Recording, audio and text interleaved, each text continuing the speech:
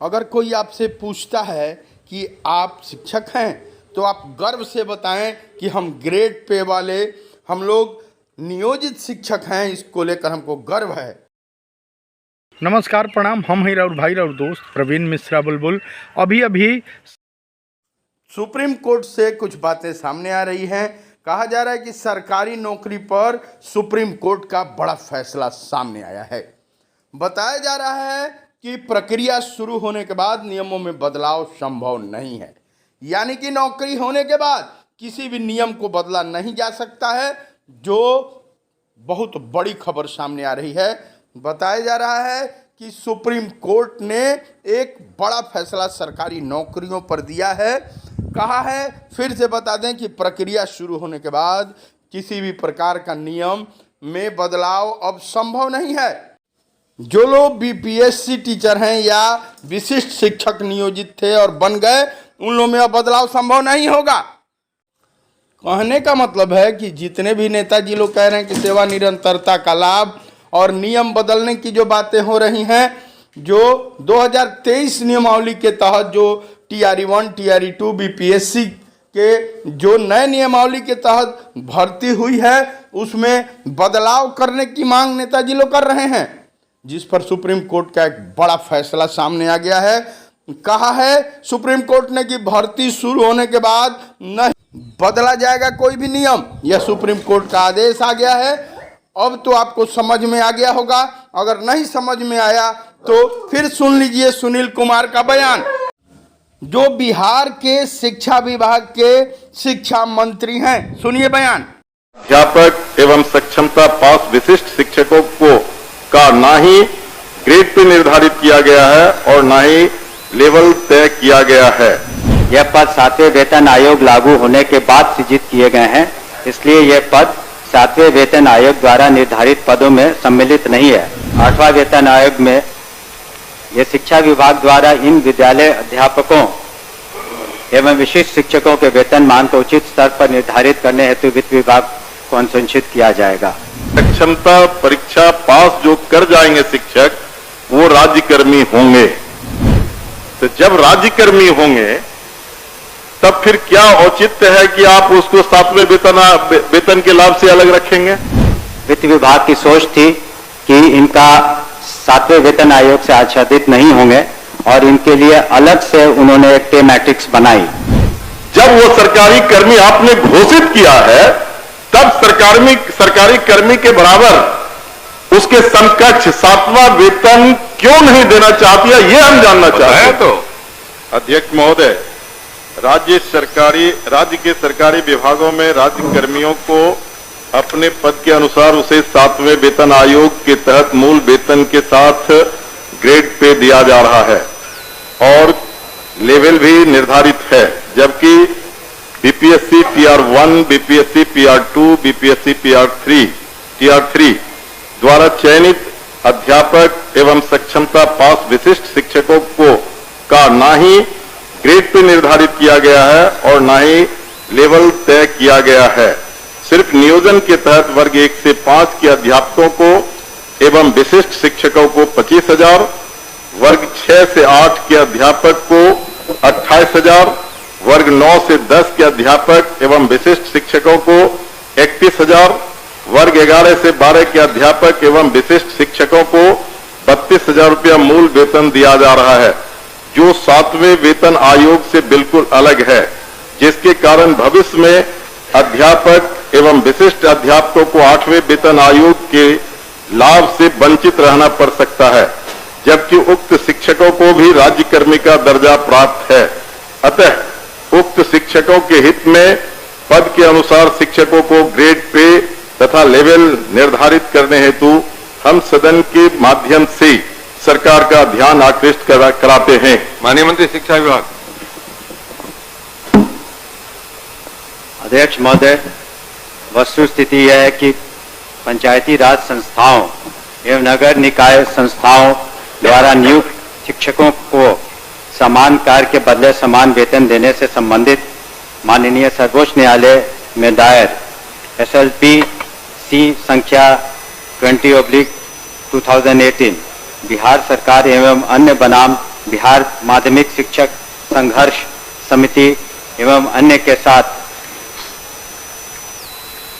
दिनांक 10/5/2019 को पारित आदेश, जिसमें माननीय उच्च न्यायालय के द्वारा समान कार्य के बदले समान वेतन देने हेतु पारित आदेश को निरस्त कर दिया गया है। राज्य सरकार पंचायती राज संस्थाओं एवं नगर निकाय संस्थाओं द्वारा नियुक्त शिक्षकों को बेहतर वेतन एवं सेवा शर्त हेतुकृत संकल्पित रही है। राज्य सरकार ने सहानुभूति पूर्वक इन शिक्षकों को 1/9/2020 से ईपीएफ योजना, जिसमें राज्य सरकार के द्वारा लगभग 5% अंशदान दिया गया है, से आच्छादित करते हुए दिनांक 1/4/2021 से 15% का वेतन वृद्धि किया गया। पुनः राज्य सरकार द्वारा स्थानीय निकाय शिक्षकों को बेहतर सेवा शर्त एवं वेतन प्राप्त हो के परिप्रेक्ष्य में बिहार विद्यालय विशिष्ट शिक्षा नियमावली 2023 अधिसूचित किया गया। नए शिक्षकों की नियुक्ति हेतु बिहार राज्य विद्यालय अध्यापक नियुक्ति, स्थानांतरण, अनुशासनिक कार्रवाई एवं सेवा शर्त नियमावली 2023 अधिसूचित किया गया। सरकार द्वारा इन दोनों नियमावली से नया पद सृजित किया गया। यह पद कुल मिलाकर शिक्षा मंत्री का बयान आपने सुन लिया। खुलकर किसी प्रकार का नियम में बदलाव नहीं होगा। अगर विशिष्ट बन गए तो यह आप जान लीजिए कि आपका कल्याण किस प्रकार होगा। चलिए और आपको फिर चलते चलते बताते हैं कि नियोजित शिक्षक होने पर गर्व है। अब सुन लीजिए, शिक्षा विभाग से एक बहुत बड़ी खबर सामने आ रही है। बता दें कि जो भी बिहार के नियोजित शिक्षक हैं उनसे एक बड़ी अपील है कि नियोजित शिक्षकों के समूह में कुछ दलाल किस्म के लोग आ गए थे जो अब बाहर हो गए हैं। बिहार के तमाम नियोजित शिक्षकों से आग्रह है, विनम्र निवेदन है कि वैसे दलालों से जो जनप्रतिनिधि बनना चाहते हैं वैसे दलालों से बचें। आपको बता दें कि अब सरकार बहुत जल्दी प्रोन्नति देने जा रही है। कुछ दलाल किस्म के लोग हैं जो पहले नियोजित शिक्षकों का जो ग्रुप था उस ग्रुप में से हट गए हैं और उसी ग्रुप में से कुछ लोगों को लेकर लगातार नया नया ग्रुप बना रहे हैं, जिसमें तमाम तरह के शिक्षक मौजूद हैं और सबको ये कभी प्रोन्नति दिलाने का कह रहे हैं तो कभी कुछ दिलाने की कह रहे हैं और कह रहे हैं इनका मंशा कुछ और है। ये लोग अगर चंदा मांगते हैं, नया नया ग्रुप बनाते हैं, ये ग्रुप वो ग्रुप, ये नियोजित ग्रुप और नया नया ग्रुप बनाकर हो सकता है कि ये लोग आपसे चंदा का उगाही करें। हो सकता है कि ये अपने आप को तारनहार बताते हुए कहें कि हम ही नियोजित के तारनहार हैं। इन तारनहार के चक्कर में 1 रुपया चवन्नी चंदा नहीं देना है, क्योंकि आपको बता दें कि कैमूर के जो संघर्षशील संजय कुमार जी हैं, जो अपने दम पर शिक्षकों, नियोजित शिक्षकों के तमाम मुद्दों को लेकर संघर्ष उन्होंने किया है और जिले से लेकर कैमूर जिले से लेकर लगातार वो हाईकोर्ट गए और लगातार हर जगह जीतते गए। पहले लोअर कोर्ट, फिर हाई कोर्ट, हर जगह नियोजित शिक्षकों के मामलों में संजय जी को विजय श्री मिली है और अब उनके खिलाफ में सरकार डबल बेंच में गई है। अब उसमें भी जब हार गई सरकार तो एनपीए दाखिल करने के चक्कर में है और उन्होंने अवमानना दर्ज किया है संजय कुमार जी के मामले में। सरकार को बहुत जल्द हर हाल में प्रोन्नति देना ही पड़ेगा। प्रोन्नति का रास्ता साफ हो गया है।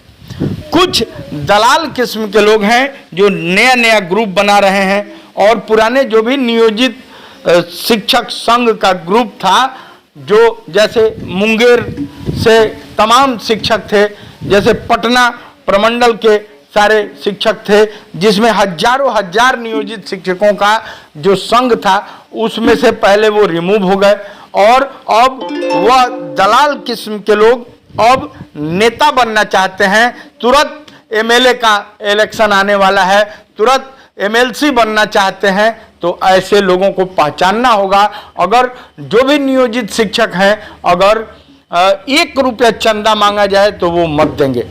बता दें कि ये लोग भले ही कहते हैं कि मैं शिक्षक नहीं हूँ, मैं ये नहीं हूँ, मैं नियोजित को फला बैठा दूंगा, एरोप्लेन पर बैठा दूंगा, ये दिला दूंगा, वो दिला दूंगा, लेकिन गांधी का राह दिखाएंगे, चुपके सब कुछ खा जाएंगे। कुछ और भी करने वाले हैं ये नेता अपने लिए राजनीति में। मैंने पहले भी कहा था, आज भी कह रहा हूं कि फिर बताना चाहेंगे कि कैमूर के संजय कुमार मामले में बहुत जल्दी सरकार के द्वारा प्रोन्नति दिए जाएगा, क्योंकि सरकार एनपीए में जा रही है और वह भी बैठने वाले आदमी नहीं है। अभी हमको संजय जी से बातचीत हुआ, संजय जी ने बताया कि 1 रुपया भी उन्होंने कभी भी किसी से चंदा नहीं लिए हैं। लाखों रुपया अपना बर्बाद करके वो शिक्षा मंत्री से मिले, शिक्षा सचिव से मिले, अपने तमाम नियोजित शिक्षकों के समस्याओं को लेकर, अपने समस्या को लेकर वह लगातार संघर्ष करते रहे हैं और अंत में पटना उच्च न्यायालय से उनको यह मिला है, बहुत बड़ा फैसला पटना उच्च न्यायालय का उनको एक बड़ा आदेश आया है कि उनको अब हर हाल में सभी नियोजित शिक्षकों को प्रोन्नति मिलेगी और मिलना ही है। अब बात यह उठता है कि कुछ दलाल किस्म के लोग जो नया नया ग्रुप बनाए हैं, पूर्व के जो नियोजित ग्रुप में थे वो वहां से रिमूव हो गए, हट गए, क्योंकि वो लोग तो तमाम लोगों का दलाली करना उनका काम है, वो तो शिक्षक तो हैं नहीं। बताया जा रहा है कि उनकी पत्नियां हो सकती हैं कि उनकी पत्नी शिक्षक हो, लेकिन ये लोग प्राकृतिक रूप से तो कहा जा सकता है कि ये लोग कहीं ना कहीं ग्रसित हैं दूसरे बीमारी से। ये लोग चंदा का उगाही करेंगे, आपके लिए हिमायती बनेंगे और उसके बाद से एमएलए एमएलसी बनने का सपना देख रहे हैं। वहीं एक और बातें चर्चा में है कि विशिष्ट शिक्षकों के लिए सेवा निरंतरता का मांग किया जा रहा है। कुछ बातें सामने आई, तमाम शिक्षक लोगों ने फोन करके बताया कि सर कुछ वीडियो चल रहा है, ऐसे ऐसे बातें सामने ऐसी आ रही हैं, कहा जा रहा है कि सेवा निरंतरता अगर दी जाएगी, दे दी जाए सेवा निरंतरता तो सभी नियोजित शिक्षक बन जाएंगे, सारे विशिष्ट बन जाएंगे, सक्षमता का परीक्षा दे देंगे।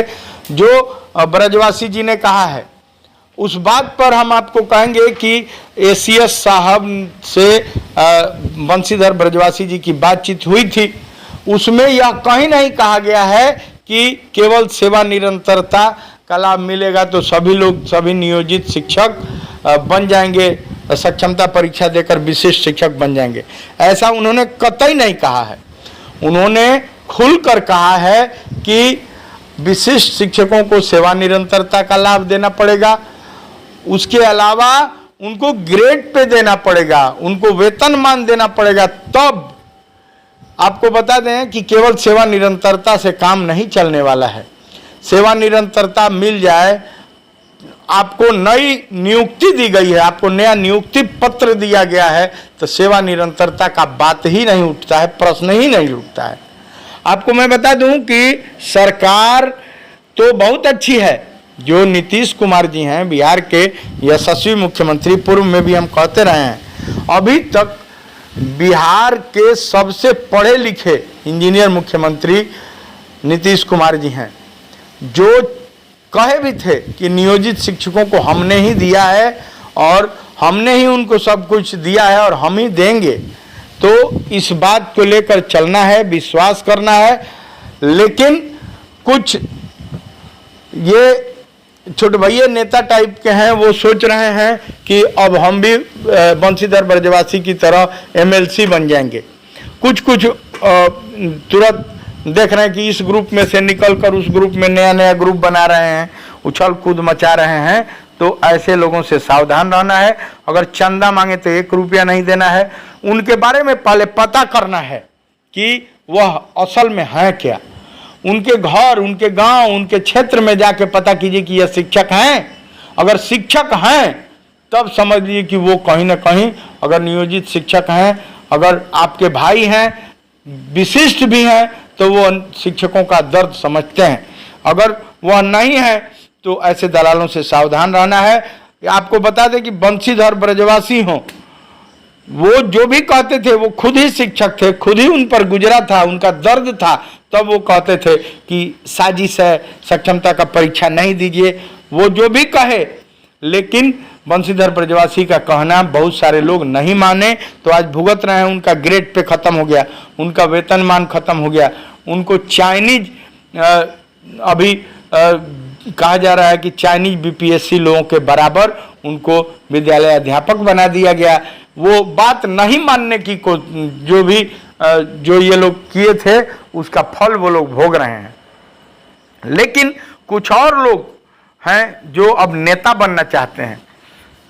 सभी नियोजितों से, सभी जो बिहार के नियोजित शिक्षक हैं, लगभग 1 लाख संख्या अभी बिहार में बची हुई है। इन लोगों से अपील करना चाहेंगे कि कैमूर के जो संजय जी हैं उस मामले में बहुत जल्द सरकार को, वह शांत नहीं बैठे हैं, सरकार के द्वारा अब आपको प्रोन्नति मिलनी ही मिलनी है, क्योंकि सरकार एनपीए में गई है। और किसी भी तरह तमाम नेताजी लोग केस किए थे, तो वो लोग केस किए थे तो उसको टालते टालते समय सरकार ले रही थी और ये लोग मिल के और सरकार को समय दे रहे थे। अब जो संजय जी हैं वो टाइट आदमी हैं, संघर्षशील आदमी हैं, गंभीर आदमी हैं, और उस मामले में अब एनपीए में भी सरकार अगर गई है तो वह बहुत दिन चलने वाला नहीं है। अब तत्काल उस पर फैसला होगा और तत्काल आपको प्रोन्नति दी जाएगी। आपको बता दें कि जो भी विशिष्ट शिक्षक हैं उनको केवल सेवा निरंतरता से काम नहीं चलेगा, उनको ग्रेड पे की मांग करना पड़ेगा। उनको वेतनमान जो छिन गया वह वेतनमान के लिए भी उनका मांग करना पड़ेगा, तो वह नियोजित के बराबर होंगे। और नियोजित शिक्षकों से हम कहना चाहेंगे कि आप किसी भी तरीके से दलालों के चक्कर में मत आइए।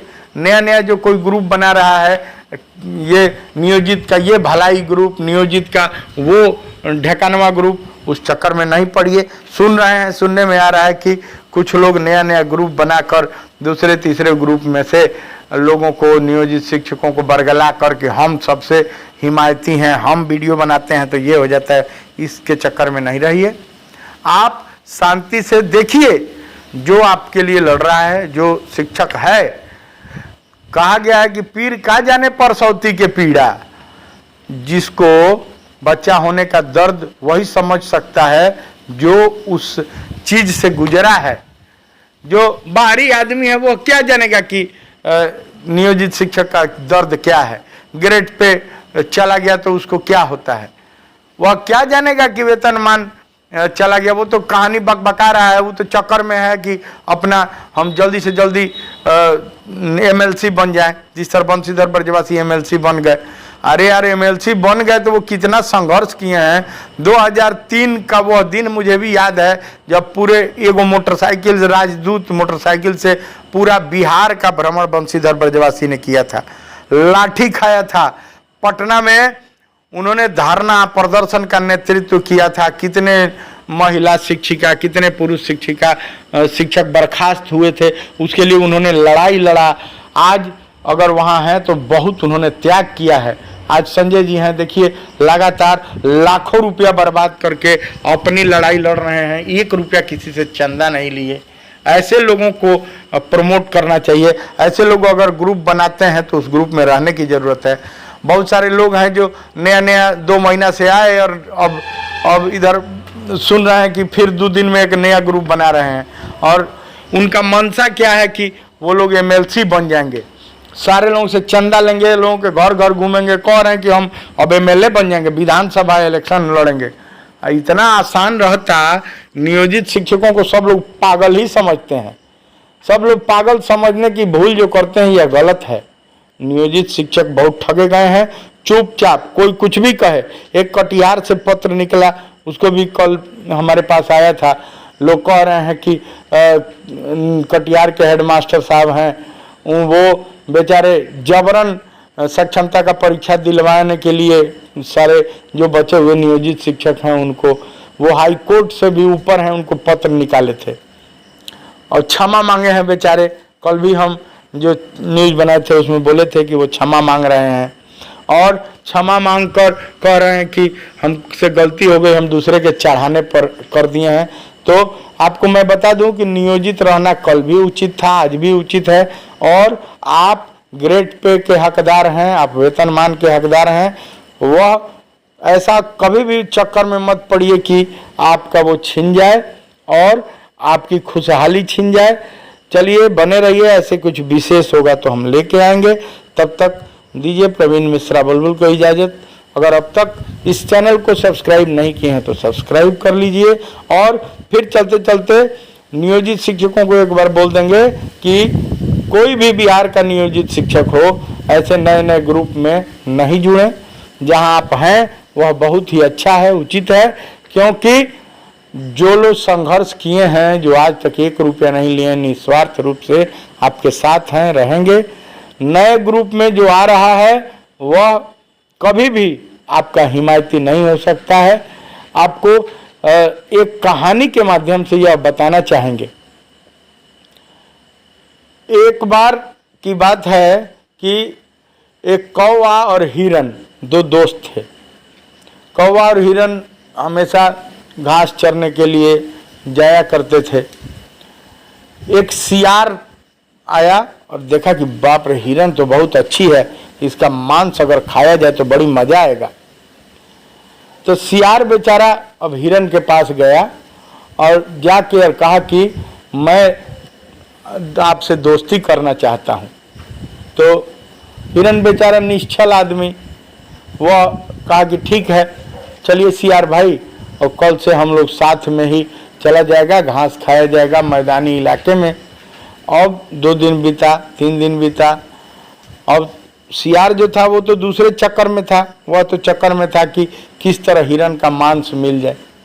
अब सियार उसको जैसे ही 2-3 दिन बीता, 3-4 दिन बाद वह, अब तीनों लोग जाने लगे। रोज कौवा भी जाता था। कौवा मना किया कि देखिए हम और आप चुपचाप, हिरन और कौवा दोनों लोग, 2 लोग हम लोग चलते हैं, पुराने मित्र हैं, चुपचाप आप लोग चलते रहिए, किसी भी अजनबी से सहयोग साथ नहीं करना चाहिए।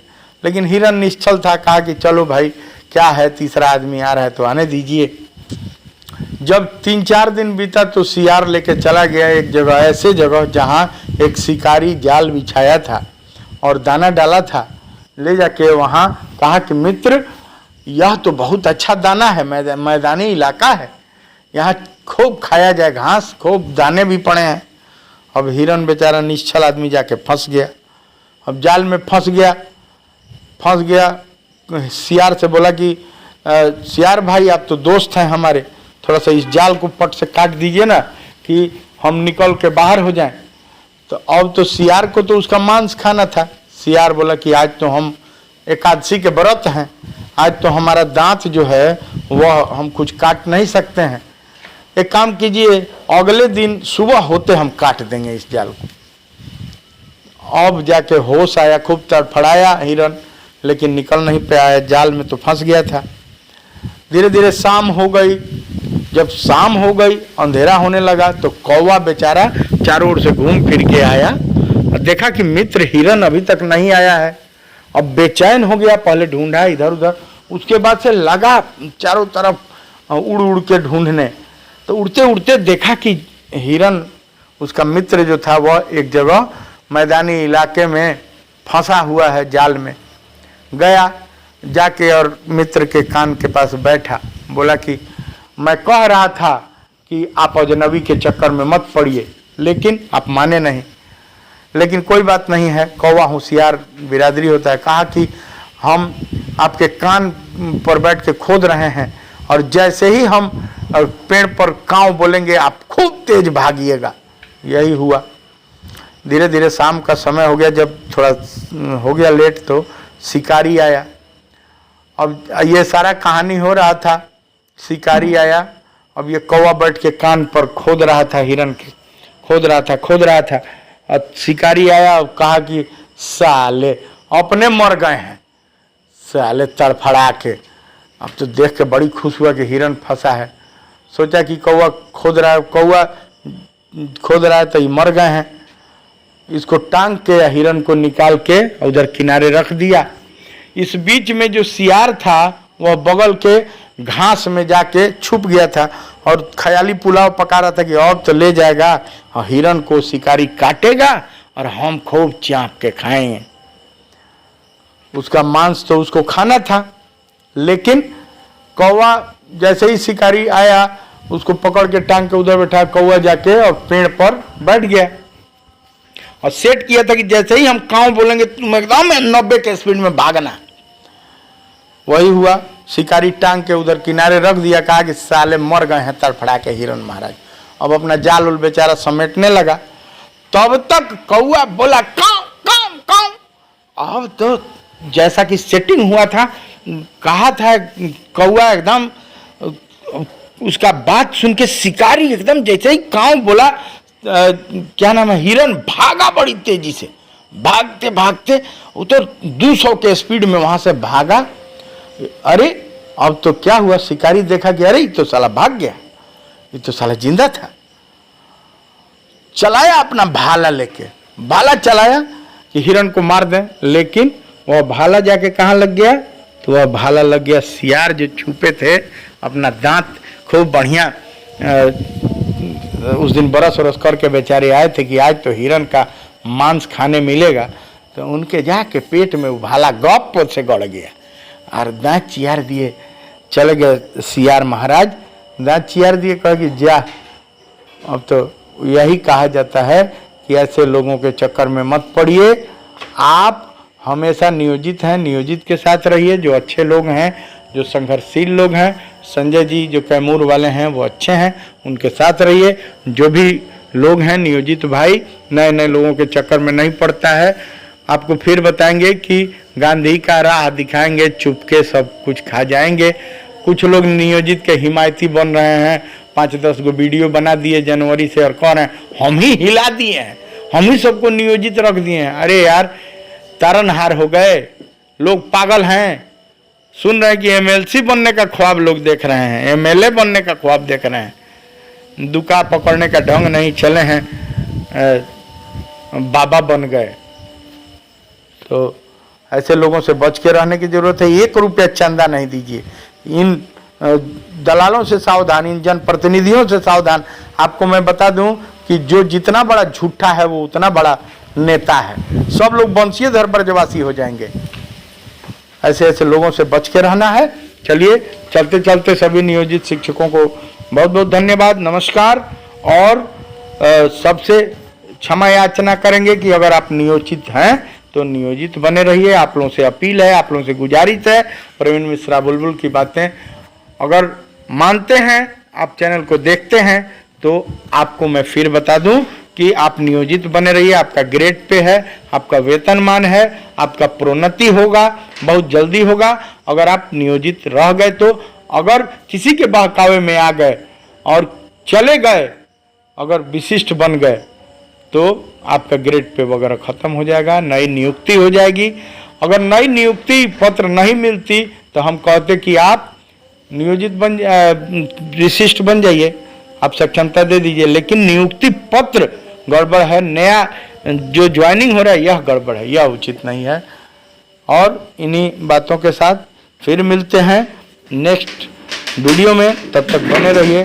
जिस तरह प्रवीण मिश्रा को टी सीरीज, वे म्यूजिक कंपनी, बड़े बड़े कैसेट कंपनी से गीत संगीत सुनते हैं, उसी तरह इस चैनल को सब्सक्राइब कीजिए, शेयर कीजिए। चलिए, love you all of you, thank you.